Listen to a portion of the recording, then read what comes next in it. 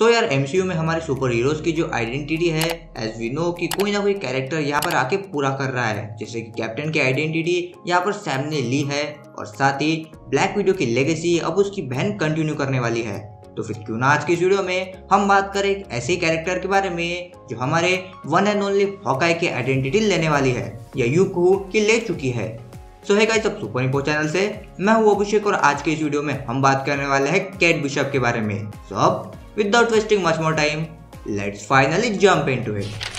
Cat Bishop का real name Katherina Elizabeth Bishop है, जिसका फर्स्ट अपीयरेंस हुआ था यंग एवेंजर्स कॉमिक के इशू 1 में, जहां में ये कैरेक्टर एज केट बिशप नजर आई थी। और फिर इसके आने वाले कॉमिक यानी कि यंग एवेंजर्स कॉमिक के इशू 12 में हमें ये कैरेक्टर एज हॉकाई नजर आई थी।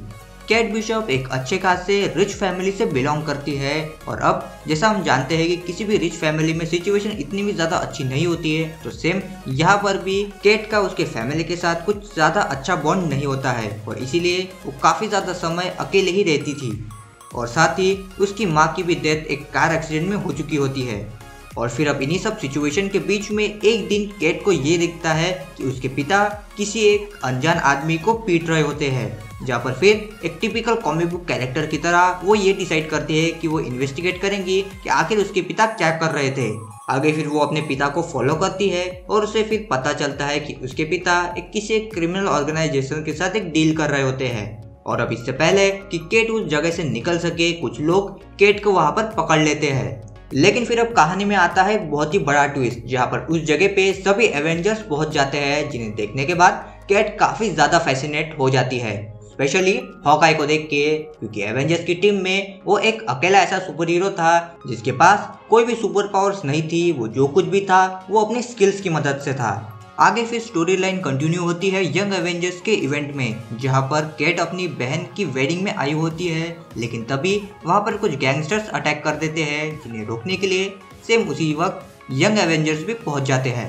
आगे फिर यंग एवेंजर्स को ज्वाइन करने के लिए वो उन सभी सुपर हीरोज से मिलती है, लेकिन पहले ही बार में वो लोग केट को लेने से मना कर देते हैं। और तभी उसी समय वहां पर कैप्टन अमेरिका, आयरन मैन और बचे हुए सुपर हीरोज पहुंच जाते हैं। और फिर हम जानते हैं कि कैप्टन कभी भी किसी भी यंग सुपर हीरो या फिर किसी भी यंग टीनेजर को एज अ विलन्स के अगेंस्ट लड़ने के लिए मोटिवेट कभी भी नहीं करेगा। तो इसीलिए वो उन सभी यंग एवेंजर्स को कहते हैं कि वो अपने अपने घर चले जाए। लेकिन फिर तभी वहां पर एंट्री होती है कैंग द कॉन्करर की। कैट फिर वहां पर कुछ बचे हुए इक्विपमेंट्स को लेके अपने लिए कॉस्ट्यूम तैयार करती है और कैंग को हराने में वो सभी सुपर हीरोज की मदद करती है।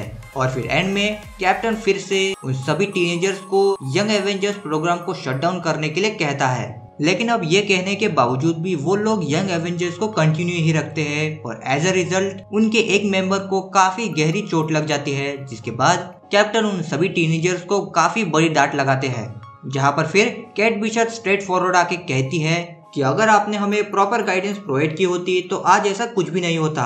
केट का इस तरह से स्ट्रेट फॉरवर्ड आके कैप्टन से बात करना कैप्टन को हॉकाई की याद दिलाता है और फिर वो केट बिशप को हॉकाई की आइडेंटिटी देता है, क्योंकि केट बिशप से पहले हॉकाई के ऐसा कैरेक्टर था जिसने कैप्टन के आगे इस तरह से कुछ कहा था या फिर कैप्टन के अगेंस्ट इस तरह से खड़ा हुआ था।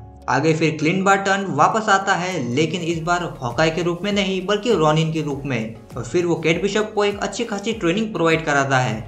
केट बिशप काफी सारे अमेजिंग टीम्स का पार्ट रह चुकी है, जैसे कि young Avengers, new young Avengers और वेस्ट कोस्ट एवेंजर्स का भी। केट बिशप की पावर्स एंड एबिलिटीज की बात करें तो एज वी नो कि केट बिशप की पावर्स सभी उसके स्किल्स पे ही डिपेंड करती है। वो सेम हॉकाई की तरह ही एक बो एंड एरो कैरी करती है और साथ ही एक स्वॉर्ड भी।